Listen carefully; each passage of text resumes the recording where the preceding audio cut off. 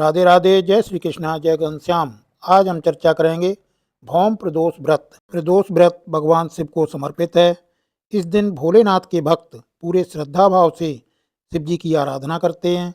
यह व्रत हर माह शुक्ल और कृष्ण पक्ष की त्रयोदशी तिथि को रखा जाता है।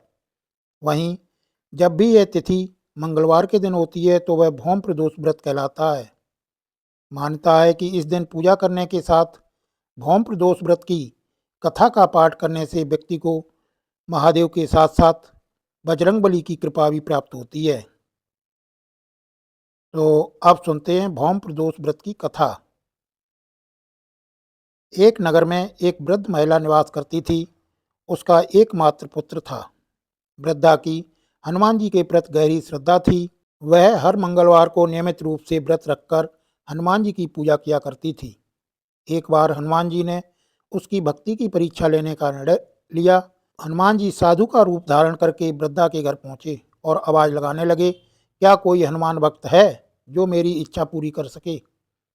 आवाज़ सुनकर वृद्धा बाहर आई और बोली, महाराज आज्ञा दें।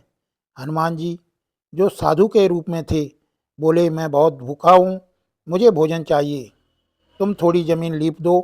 वृद्धा इस पर विचार में पड़ गई। अंततः उसने हाथ जोड़कर कहा, महाराज लीपने और मिट्टी खोदने के अलावा आप कोई और आज्ञा दें, मैं अवश्य पूरी करूंगी। साधु ने 3 बार प्रतिज्ञा कराने के बाद कहा, अपने पुत्र को बुला लो, मैं उसकी पीठ पर आग जलाकर भोजन तैयार करूंगा। यह सुनकर वृद्धा चिंतित हो गई, लेकिन वह प्रतिज्ञाबद्ध हो चुकी थी। उसने अपने पुत्र को बुलाकर साधु के सामने प्रस्तुत कर दिया।